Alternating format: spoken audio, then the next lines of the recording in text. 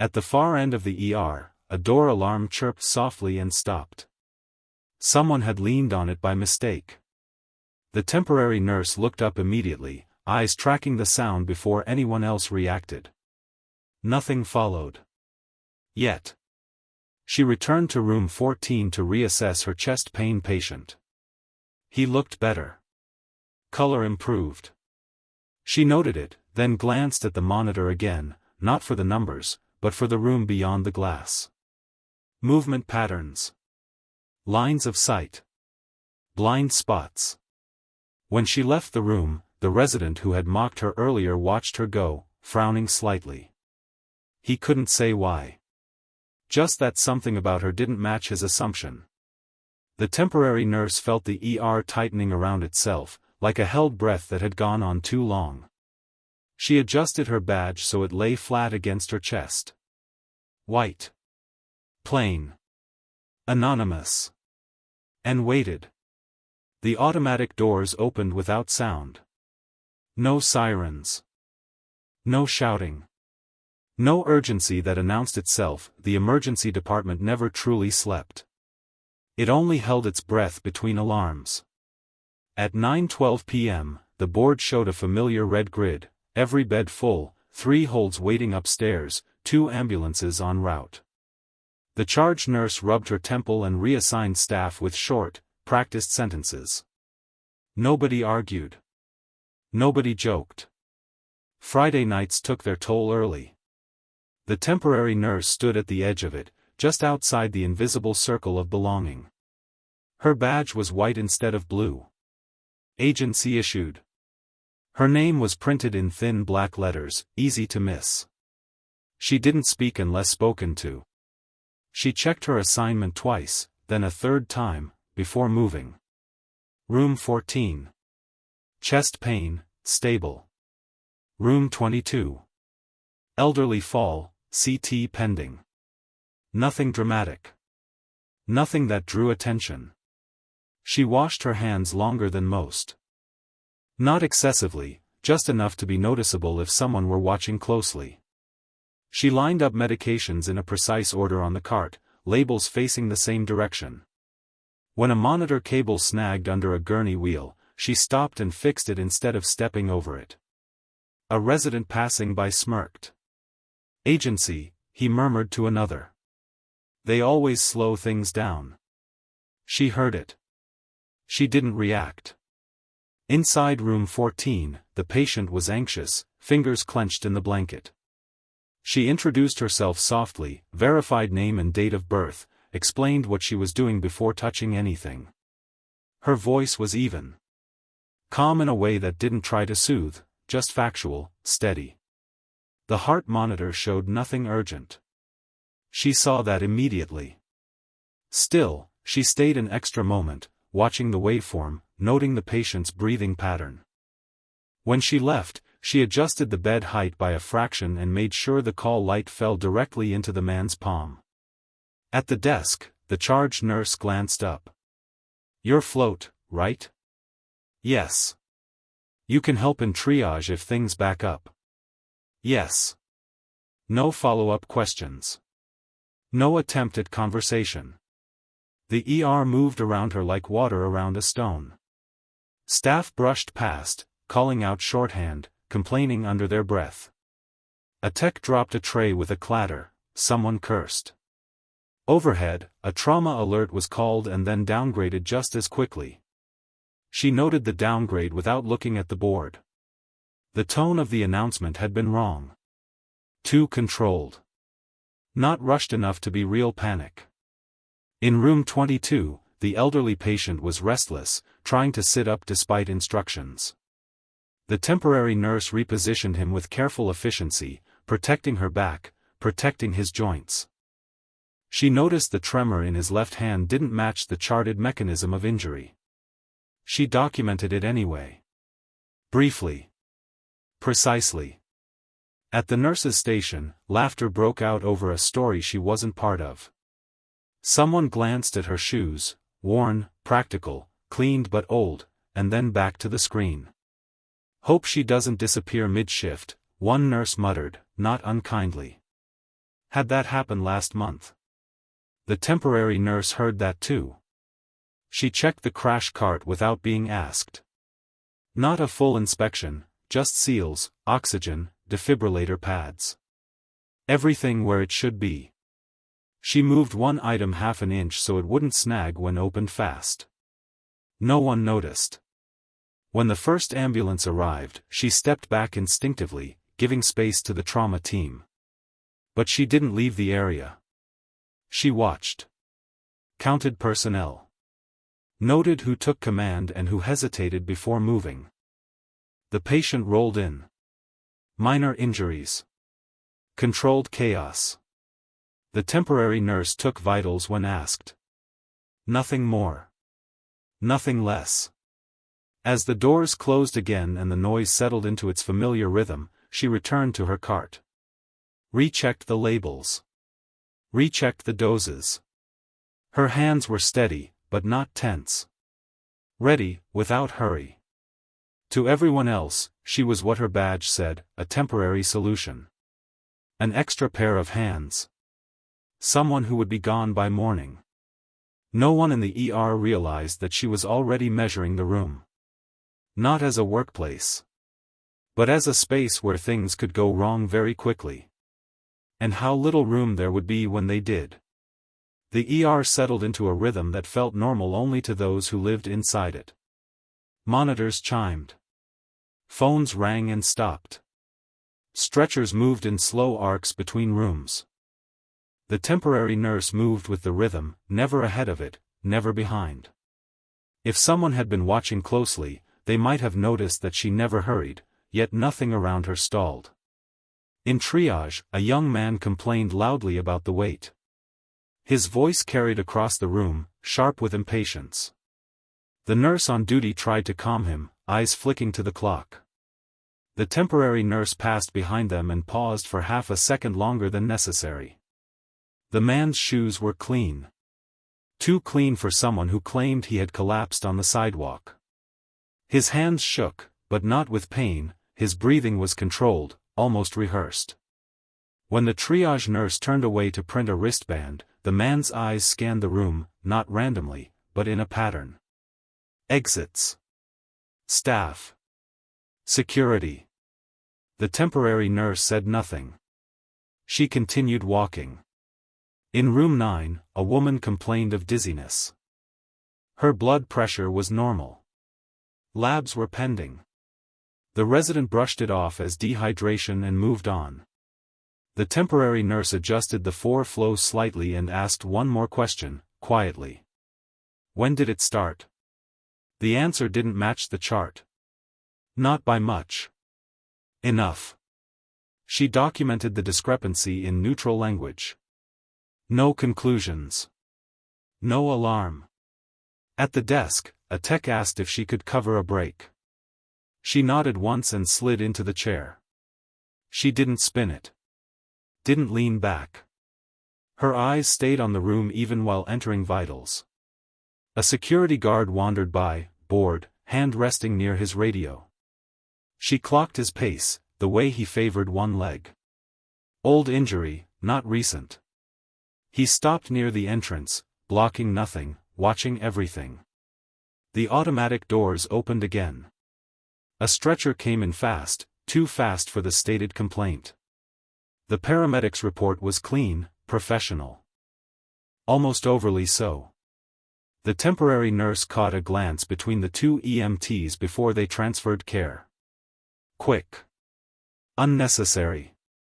She stepped forward to help lift, placing her hands exactly where they needed to be. The transfer was smooth. No wasted motion. One of the EMTs noticed. Thanks, he said, surprised. She nodded and stepped back, already clearing space. As the patient was wheeled away, the charge nurse leaned toward another staff member. Busy night, she said. Feels like it's building. The temporary nurse heard the word building and felt the same thing, but her sense of it wasn't abstract. It was specific. Structural. Like pressure moving through a confined space. She checked the supply room next. Gauze levels. Saline. Airway kits.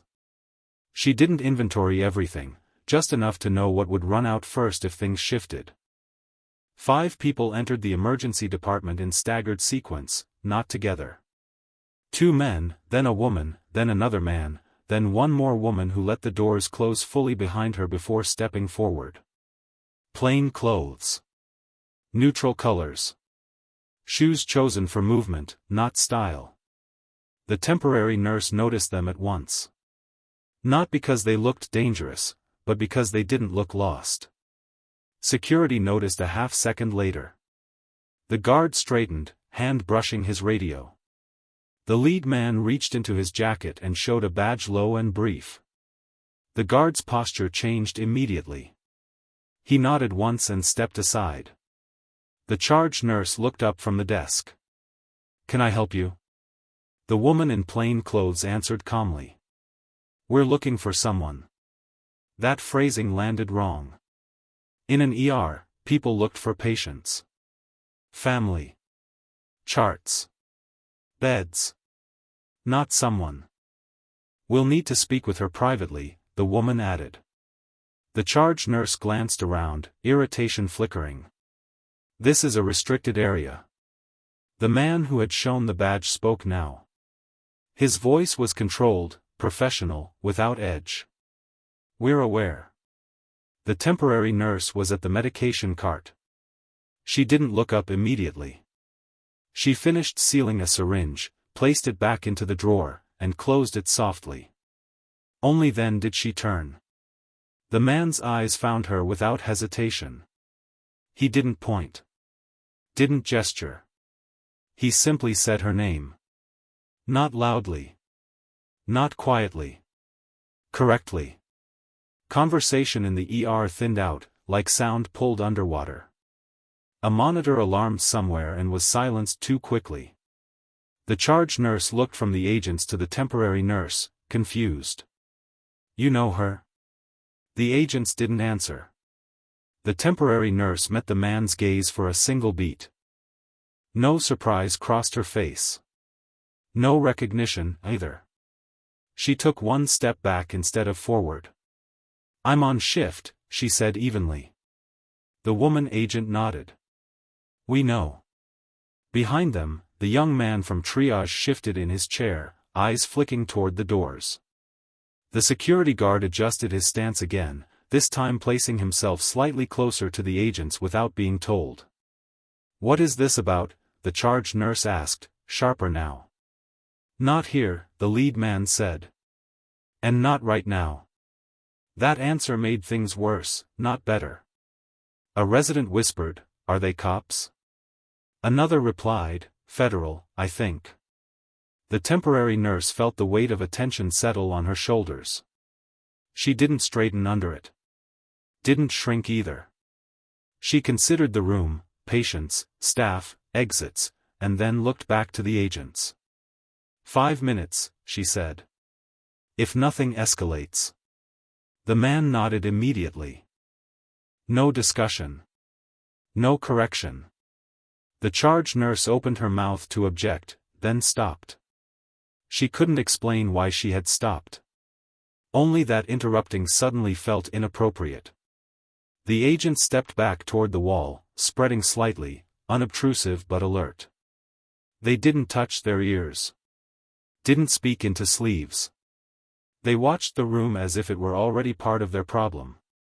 The temporary nurse returned to work. She moved faster now, but only by inches. A sharper efficiency. She reassigned a tech with a quiet word. Asked a resident to move a patient for imaging flow, though imaging hadn't called yet. It would. As she passed the security desk, she met the guard's eyes. "If the doors lock," she said, "don't force them open." The guard hesitated. Then nodded. No one else heard it. By the time 5 minutes passed, the ER no longer felt like a workplace. It felt like a perimeter.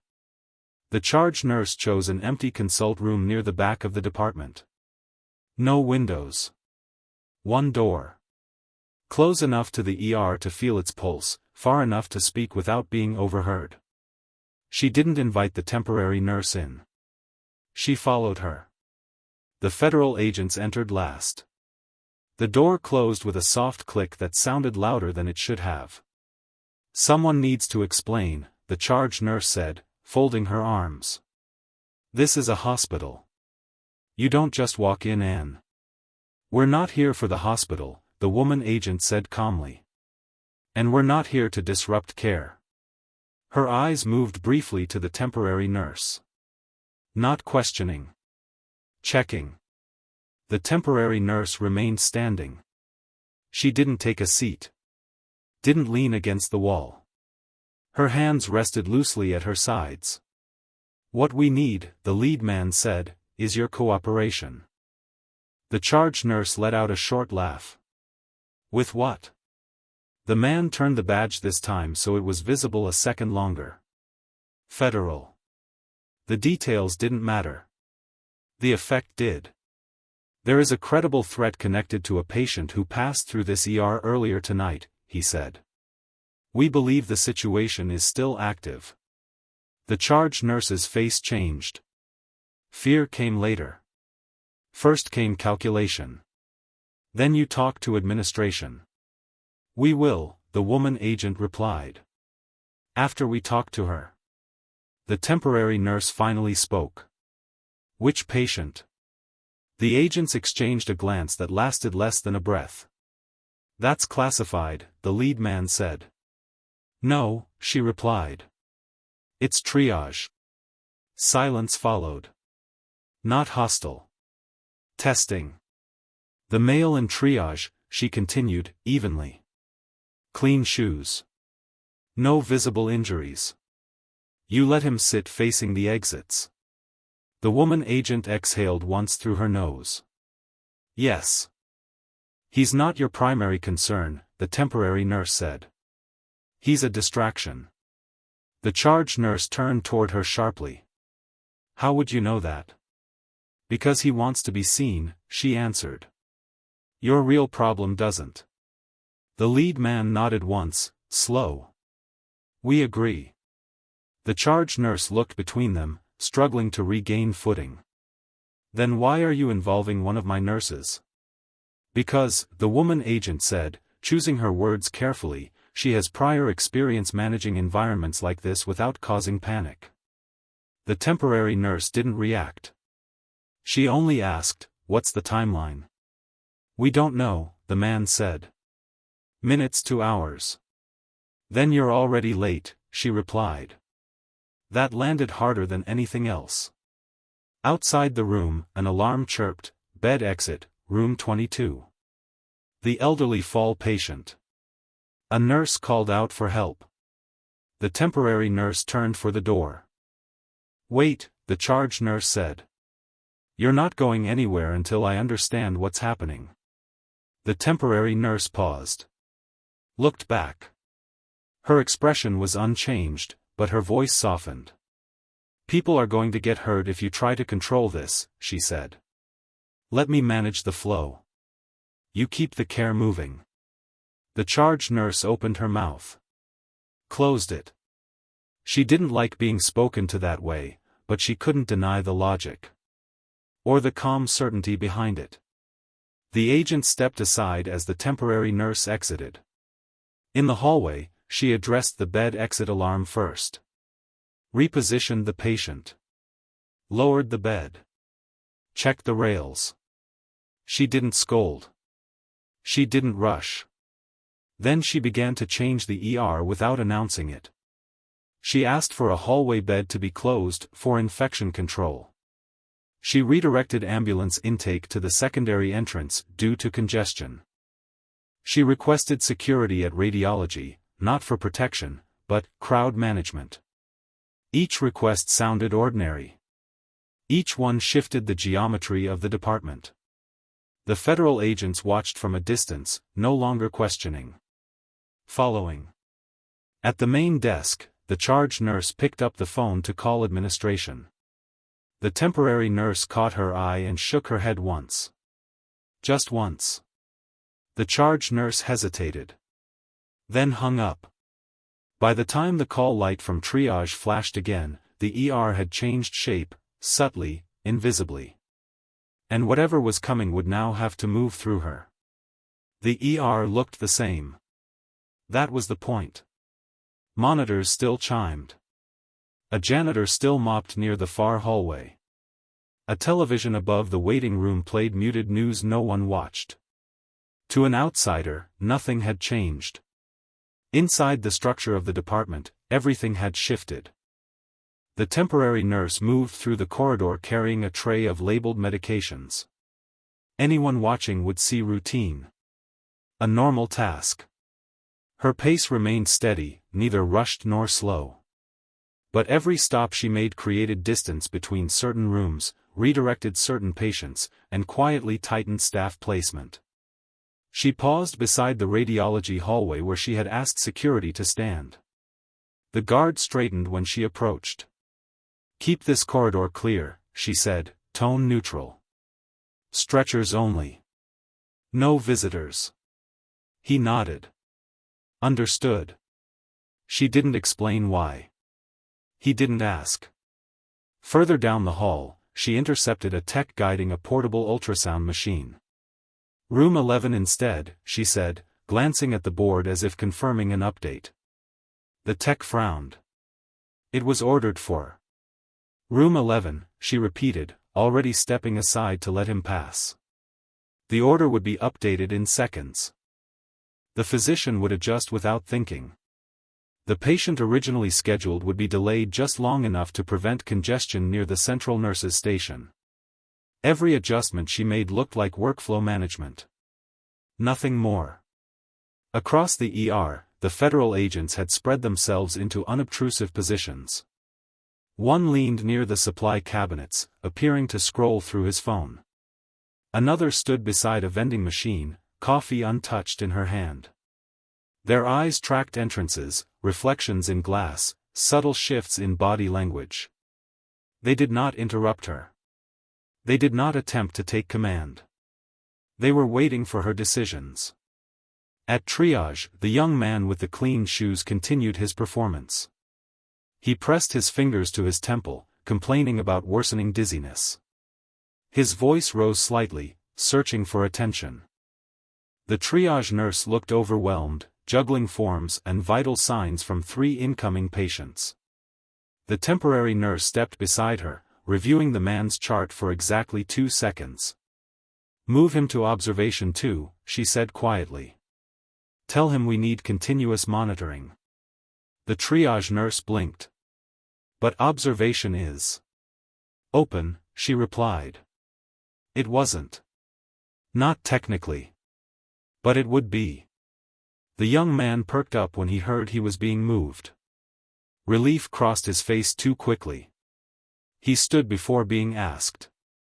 Security guided him casually toward the observation area, an area that now had clear sight lines and limited access points. The temporary nurse watched him go, expression unreadable. At the central desk, the charge nurse approached her, voice low. "You're rearranging my department."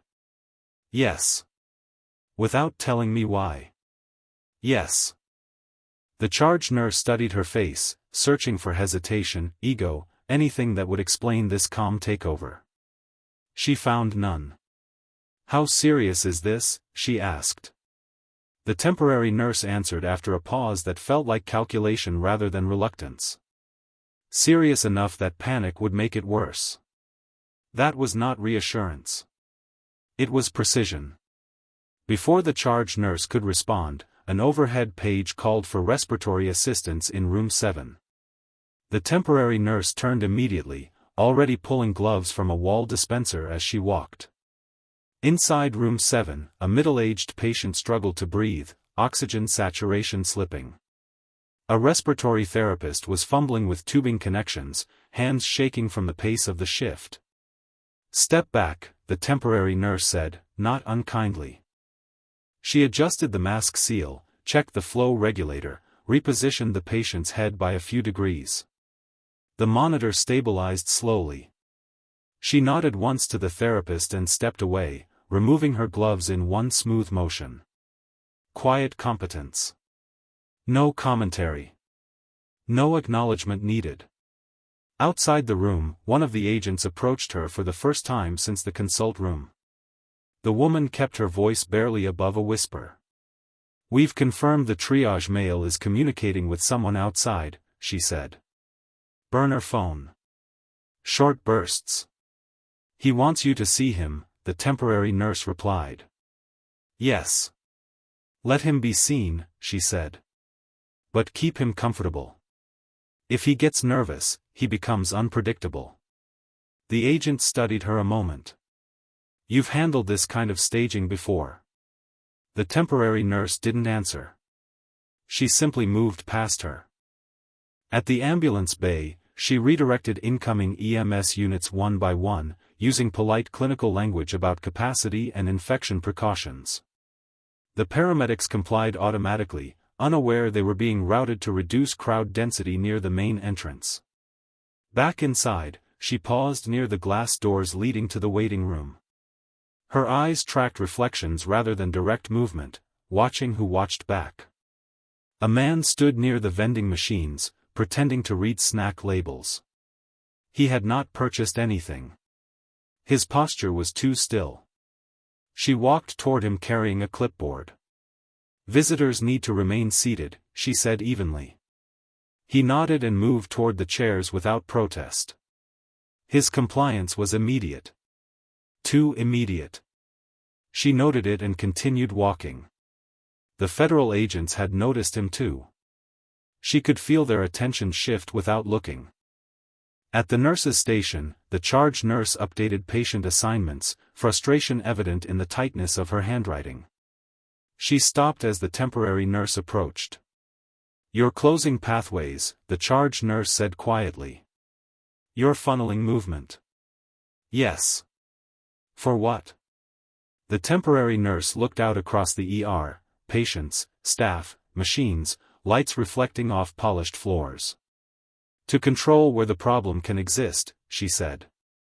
The charge nurse followed her gaze, understanding dawning slowly, unwillingly. A monitor alarm sounded sharply from observation 2, the young man's room. Not critical. Just elevated heart rate. Staff moved toward it automatically. The temporary nurse did not. She watched the door instead. And waited for what would come through it. The first real fracture came quietly. No alarms. No shouting. Just a hesitation where there should have been none. The young man in observation 2 stopped complaining. That alone was enough. The temporary nurse stood at the edge of the central station, reviewing labs she already knew by memory. She felt the shift before she saw it, the way the air tightened when someone made a decision they hadn't planned for. Observation 2's door opened. Then closed again. Too fast. She looked up. The heart rate monitor spiked. Not dangerously. Intentionally. The kind of rise that came from movement, not panic. She crossed the distance without hurry. Inside the room, the young man sat upright, his hospital gown bunched in his fists. The smile on his face didn't reach his eyes. "Feeling better," he said. "Thought I'd stretch my legs." "You shouldn't," she replied. Her tone wasn't corrective. It was final. He watched her closely now, reassessing. People like him always did once they realized someone wasn't playing their role. "You don't look like a nurse," he said. She adjusted the 4-line with a practiced motion, placing herself between him and the door without making it obvious. "Lie back," she said. "Your heart rate's elevated." He didn't move. Outside the room, she could sense it, the federal detail tightening their positions, trying not to escalate. They were watching her to see what she would do. This was the moment. She could step back. Call security. Let the system handle it.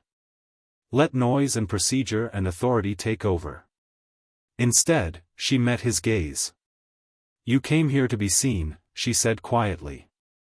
"If you stand up now, that changes. Something flickered across his face. Recognition. Not of who she was, but of what she could do. You already know, he said. Don't you? Yes. You won't stop it. No, she agreed. But I can narrow it. That was the first time she let any part of herself surface. He laughed softly. They didn't tell me about you. They didn't know I'd be here. Outside, a code was called in another wing. Real. A child this time. Staff rushed past the door, the ER briefly pulled away from them. The young man's hand moved, slow, deliberate, toward the side of the bed where his belongings sat. The temporary nurse reacted before the motion completed. She stepped in, caught his wrist, and pressed down, not hard enough to injure, just enough to lock the joint and stop momentum. Her grip was precise. Learned. The young man gasped, more from surprise than pain. That's far enough, she said. He stared at her hand on his wrist. Then at her face. You're not.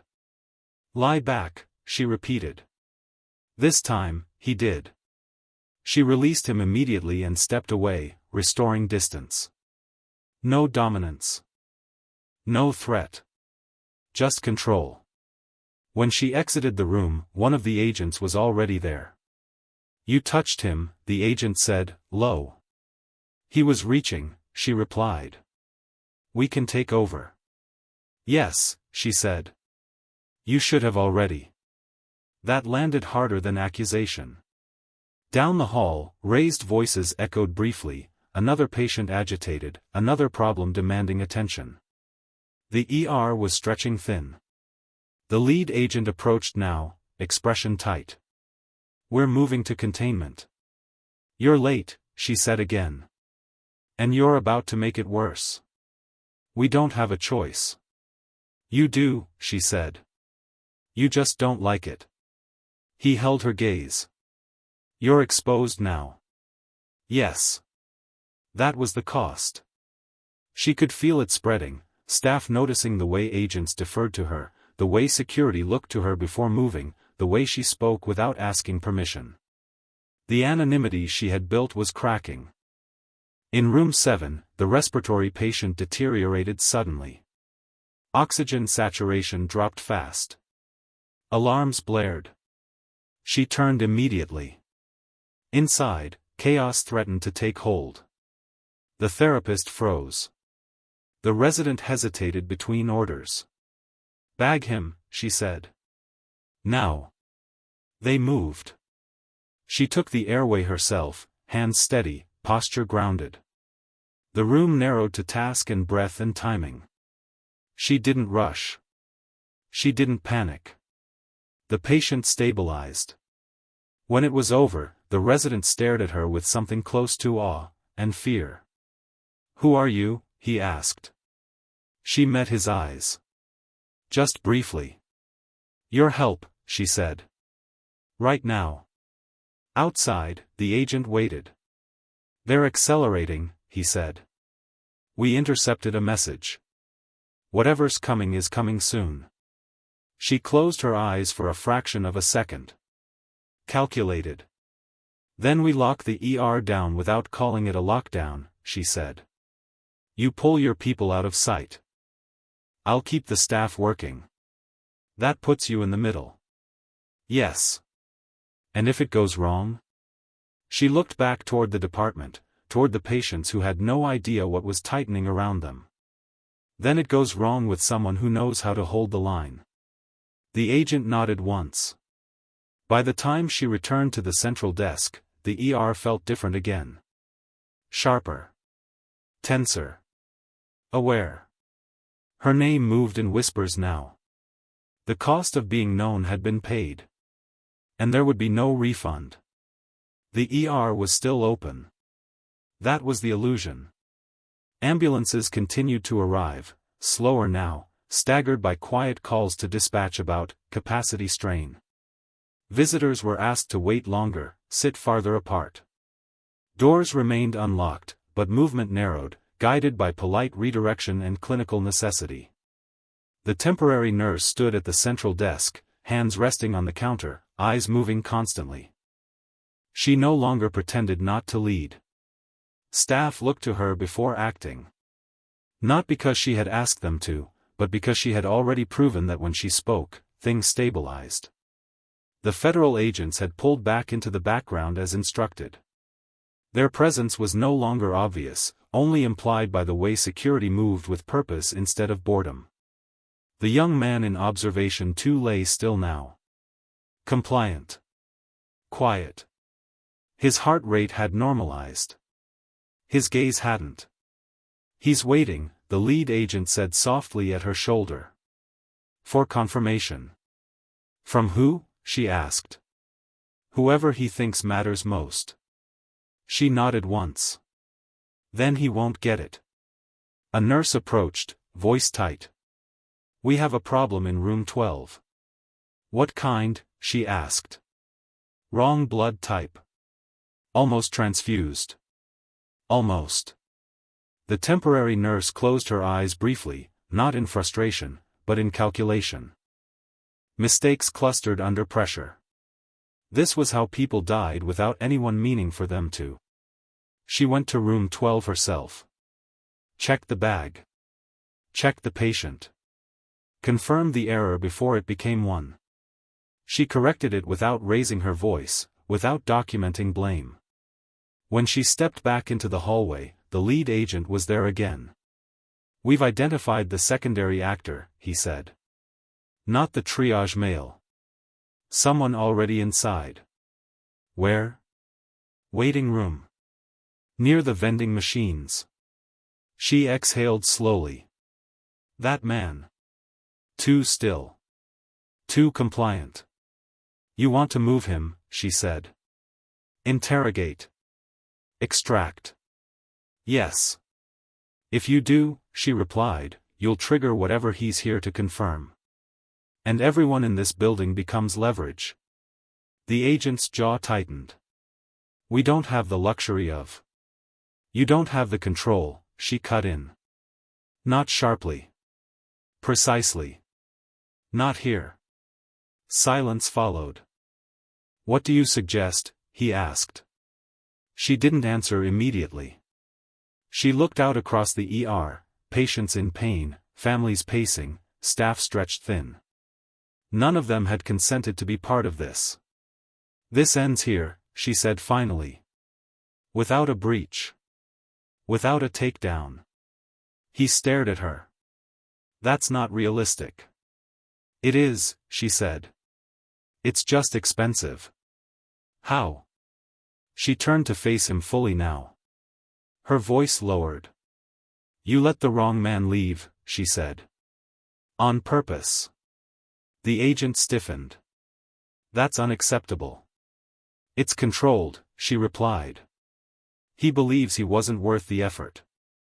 He reports that back. Your real threat aborts. And if you're wrong? Then I stay in front of it." He studied her face, searching for bravado. Found none. "You're asking us to lose someone," he said. "I'm asking you to save everyone else." Another alarm sounded down the hall, minor. Manageable. The ER continued breathing, unaware of the decision forming inside it. The agent turned away, speaking quietly into his sleeve. Orders relayed. Arguments resisted. Finally, he looked back at her. "You'll be visible," he said. "If this goes forward." "Yes." "And when it's over?" She answered without hesitation. "I disappear." The waiting room man stood slowly, as if bored. Security did not stop him. The automatic doors opened. The temporary nurse watched him go through the glass, every step measured. Nothing happened. No explosion. No rush. No signal. Minutes passed. In observation 2, the young man finally relaxed. The tension drained from his posture. He looked at her when she came to check his vitals. "You let him go," he said quietly. Yes. He smiled, thin and humorless. Then it's done. For tonight, she replied. Outside, the agent's phone vibrated once. Then again. He met her eyes from across the department and nodded. Abort confirmed. The ER exhaled. No one cheered. No one clapped. There was no moment that felt like victory. Only the quiet realization that something terrible had almost happened, and hadn't.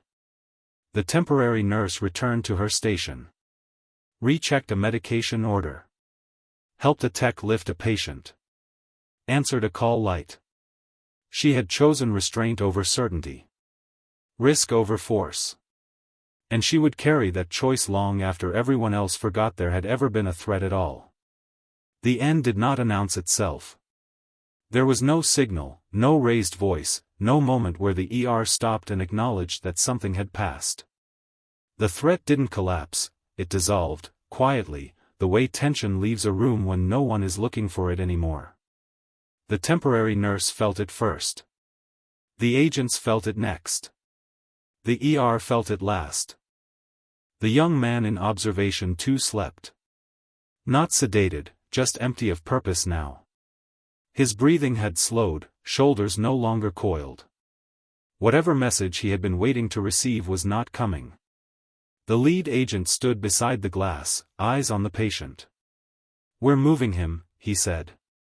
Discreetly. Yes, she replied. Do it after shift change. He nodded. No debate. No timeline arguments. He had stopped treating her input as advice. Security cleared the corridor under the pretense of cleaning. Environmental services rolled carts that blocked sight lines. A transport team arrived that didn't match any posted schedule. To anyone watching, it looked like hospital routine.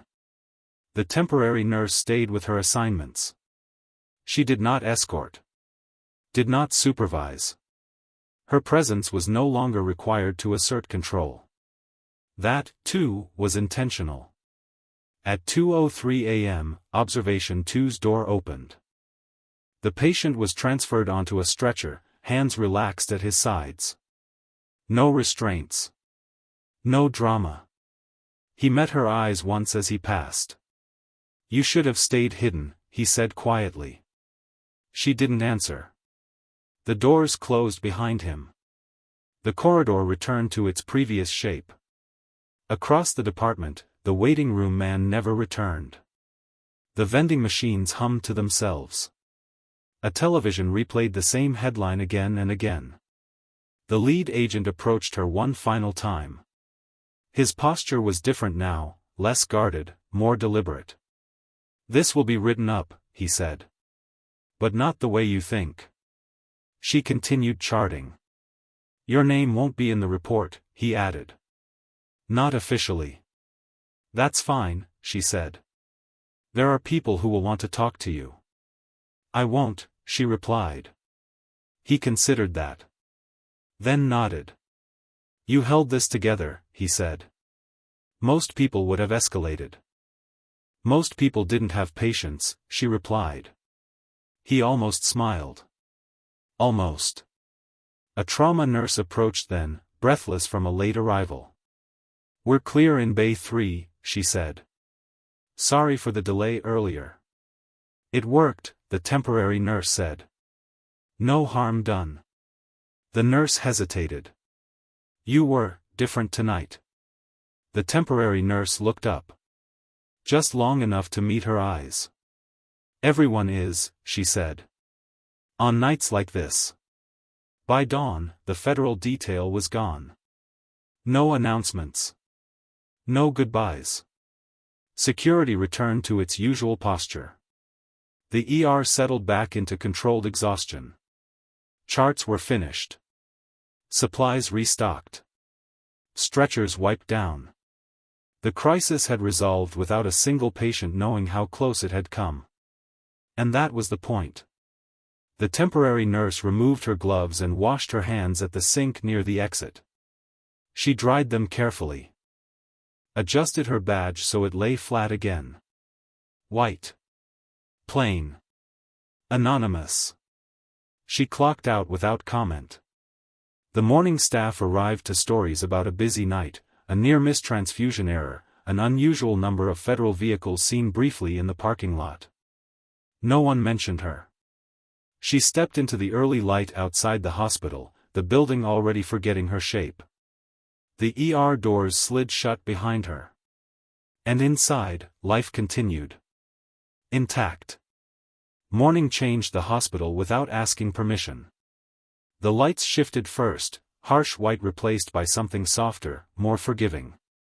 Night staff moved more slowly now, their urgency drained into routine fatigue. The ER board cleared one name at a time, red turning to yellow, then green. The temporary nurse was already gone. Her locker was empty. No jacket left behind. No forgotten mug. The space she had occupied folded back into the row like it had never been used. At the charge desk, the night supervisor finished her report with careful language. She mentioned patient volumes. A near miss with blood products. An observation patient transferred without incident. She did not mention federal agents. She did not mention the woman who had quietly reshaped the department. She could not explain why. Security reviewed footage later that morning. Long hours of nothing happening. People walking. Doors opening. Doors closing. The kind of footage that never held attention for long. When someone paused it near the waiting room vending machines, they saw a man standing, then leaving. No one followed him. Administration received a brief call before noon. Federal. Polite. Vague. Appreciation for cooperation. Assurance that no further action was required. No names were exchanged. The report that followed was thinner than expected. Redacted in places. Sanitized everywhere else. Her name did not appear. In observation 2, the bed was already filled again. A different patient. A different problem. The room carried no trace of what had almost unfolded there. Monitors chimed at their normal cadence. A resident mentioned, in passing, that the agency nurse from the night shift had been unusually capable. Someone else shrugged. Another said nothing at all. By the next week, the story had softened into rumor. Some said federal agents had been chasing a suspect. Others said it had been a drill. A few insisted nothing unusual had happened at all. The truth settled into silence. Elsewhere, paperwork closed. Decisions were logged. Threats were redirected instead of confronted. A plan adjusted itself around an unexpected variable and moved on. The temporary nurse did not receive a call. That had been agreed upon. She did not return to the hospital. Another agency nurse filled the slot the following Friday. The ER adapted, as it always did. What remained was subtle. The charge nurse paused longer now before dismissing quiet competence. Security stood straighter near the doors. A resident double-checked an order he might once have rushed. None of them could say why. No plaque was placed. No commendation issued. No lesson formally taught. The night had passed without spectacle, without heroics, without record. And that was how she had intended it. Because the work was not about being seen. It was about leaving a place intact enough that it could forget you were ever there.